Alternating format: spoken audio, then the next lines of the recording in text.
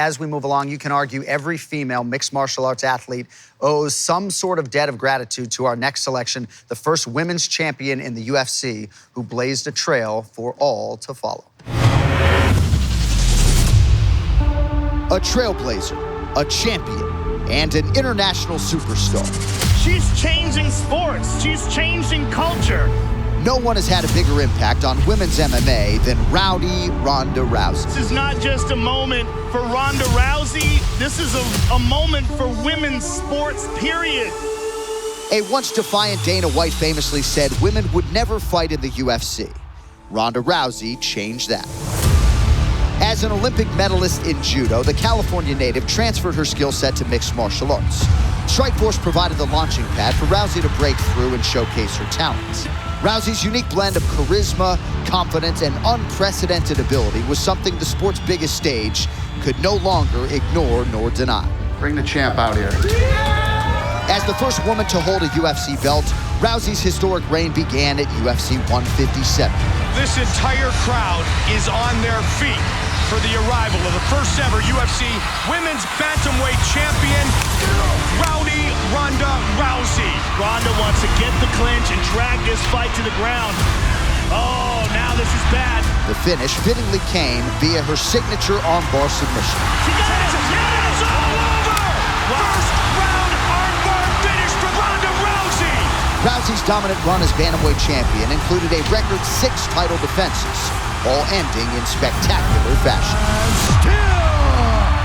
Her meteoric rise saw her become a true crossover success and an inspiration to female athletes around the world. This is going to open the door to so many young women that never thought about doing this as a career.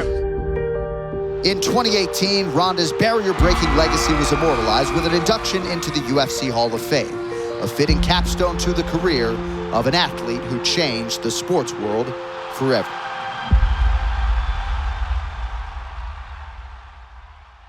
Well, Ronda Rousey forced Dana White's hand. She was taking arms left and right. The MMA masses started to take notice.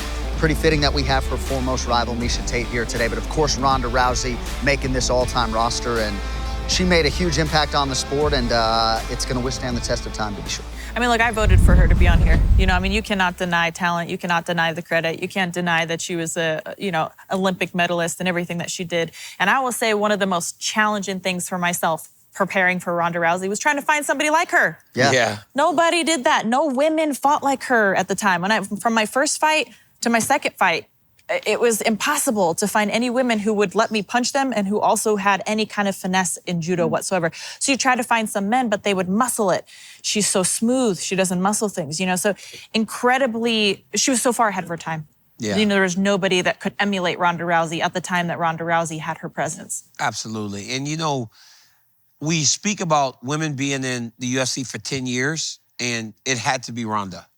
It really had to be Ronda because it looked as though it never was going to happen, but she was undeniable, right? She was brash. She was confident. I remember back in Strikeforce, Jean LaBelle would walk there with a stopwatch to time how quickly she could get somebody out there.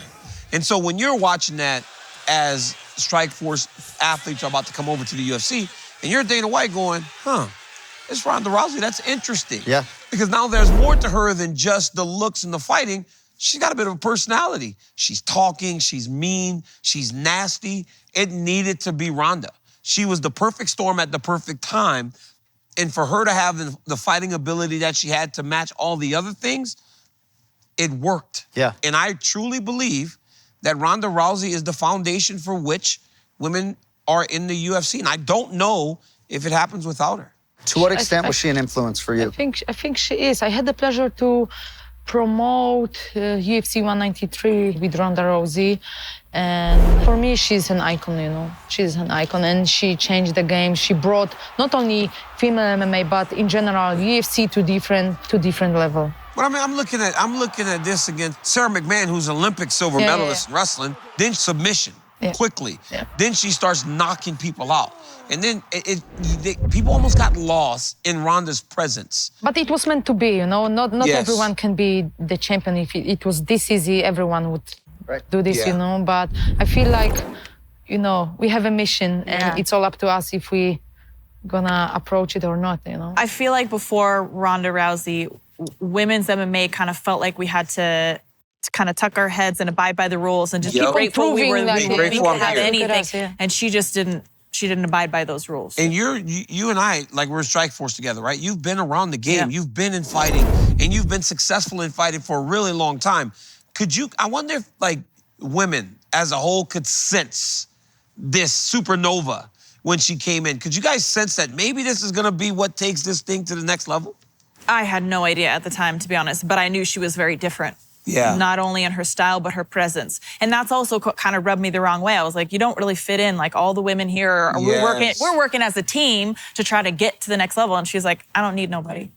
I got me, you know? And then that was kind of the chip on her shoulder. So she was very rude for the most part, disruptive. But you know what?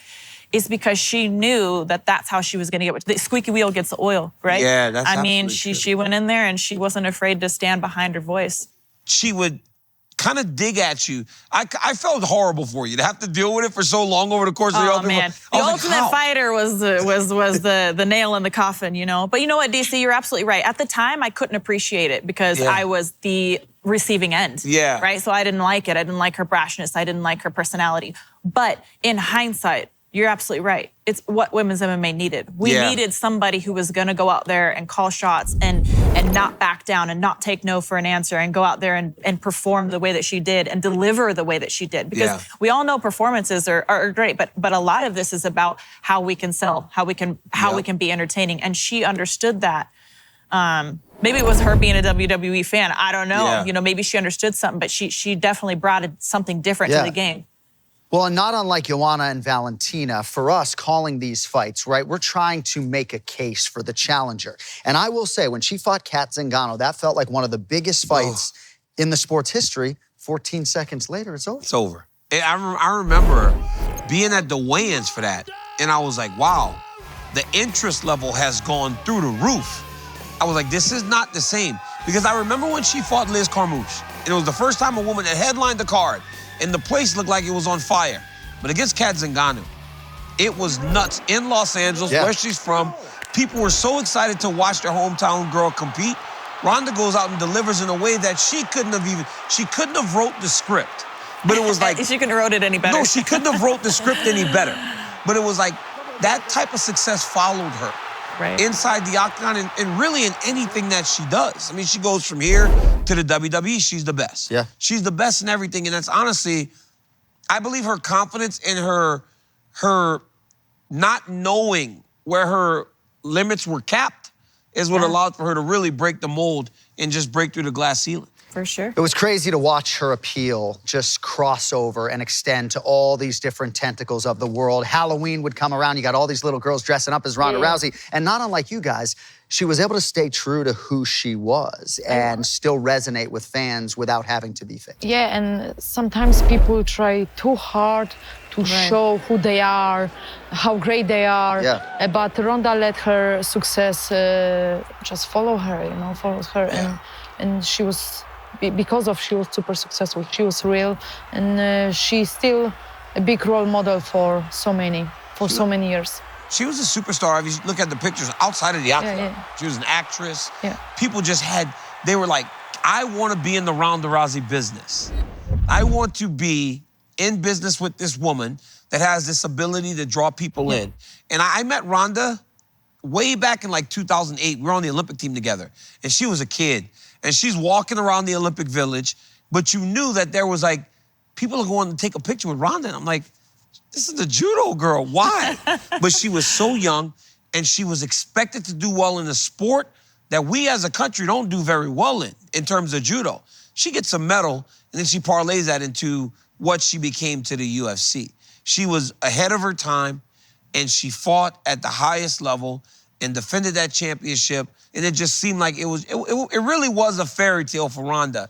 Before we move along, I got to ask you about that signature armbar. I knew it was because your coming. comments in our pre-show meeting were so revealing, Yeah. just in terms of the layers, the nuances, and just her overall smoothness and getting where she wants to get. Yeah, look, I know we're focused on her UFC career, but I gotta start with Strikeforce because that's where I came from. When I was training to defend against the armbar for Ronda the first time, I was training for a traditional knees together jiu-jitsu old school armbar with a hitchhiker escape, and I tried that and I broke my arm. Right. Because she made up her own armbar. I'd never seen anything like that. It was a hybrid. So she spreads her knees to where one is pinning your head and the other is pinning your belly button. You have no space. And then it allows for the hips to move through and essentially break the arm. And sometimes even when your head is almost escaped, she's got a way of like closing everything down, so it's so slow, you still don't have time to get out of it before the arm is being hyperextended. So that also, not only her style, not only trying to find, but she was creating new things that had never been seen before. This armbar, I had never seen it before. I didn't know how to prepare for it, clearly. Nobody had a signature move.